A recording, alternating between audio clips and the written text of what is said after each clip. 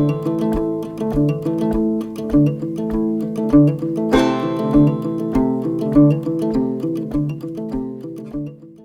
going on, guys? Welcome back to the channel. Welcome if it's your first time here. Today we're talking about chickens. I have gotten a lot of emails asking different questions about chickens from people who are wanting to get some, and they're wondering about, how many they should get and how to feed those cheaply and things like the size of the coop and things like that. And I decided to make a quick video here today to answer some of those common questions that I'm getting. Number one is, how many chickens should you have? Or more specifically, how many hens should you have? Because the hens lay the eggs, of course. And in my experience, I have, I think, 16 back here. That's actually too many. I have about 8 more than what I need. Typically, for an average family of 4, 6 to 8 hens will do plenty with some extra left over. 12 will do a huge family and even a pretty good size group. So in most cases, between 6 and 12 hens is all you'll need. And I like to keep 2 roosters, in case one of those passes away, something happens, and it does happen, well, I have a backup spare rooster. Now the hens don't need to have a rooster with them to lay eggs. They'll lay eggs just the same with or without a rooster in the coop. However, if there's no rooster in the coop, then those eggs that they lay will not be fertile, meaning that they can't be hatched off for more offspring to bring, to make more chickens, which you'll need in a survival situation.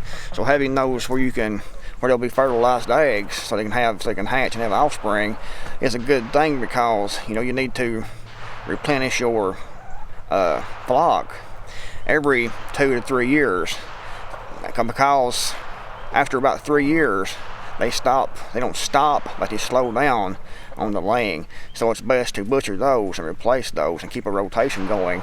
That way you always have young hens that are at peak egg production. Now, as far as food goes, I feed mine, cracked corn. I feed mine laying pellets, and I feed mine scratch feed that I buy. However, that gets expensive. You can supplement that by feeding, stuff like table scraps. I don't feed mine meat, but everything else is good. They like anything else you feed them. Any kind of bread, vegetables, and things like that. Fruits and things, whatever, just throw it in there and they'll pack on that and eat that. You can also, get things like the mower that I showed in another video to push over the grass and cut that grass up, and it throws that grass back in that basket, and just take that and add that in with your feed, your typical feeding, and put that in the coop, and that is cheap, actually free feed. The more things you can do to feed them free feed, the cheaper, the egg production will be. You can also let the hens with the flock out during the daytime, and they will free range, meaning they will scratch, they will eat grass, they will eat bugs, they will eat anything they can find that they want to eat. They'll pick that up and eat that, and that saves on feed cost also. So letting them free range is definitely a huge plus if you can do that. Now, as far as coop size goes, I like to have a coop that has about 4 square foot of space for each hen. It doesn't have to be exact, but that's a good number to shoot for. Like I said, I think I have 16 in here, counting 4 roosters. Actually, I need to get rid of at least 2 roosters, and I haven't done that yet. I need to do that, and that will be done here in a few days. And I got one older hen in here that is about 4 years old, and I just kept her around because she's been here so long. But actually, she needs to be taken and put in the pot.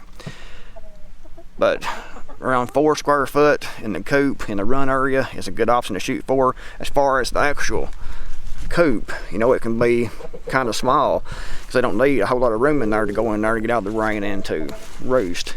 This here is, I think it's 26 foot long by 8 foot wide down there at the back side, and 10 foot long up here on this end. And there's an extension made onto this coop, and they have plenty of room with all those chickens in there. 16 chickens in there in that flock. But anyways, I hope that answers some of your questions. If you have any more questions, feel free to leave those in the comments below, and I'll try to get to those and answer those as soon as I can. Anyways, guys, thanks for watching. I'm the Creekmore. I'm out of here. I'll see you all in the next video, hopefully.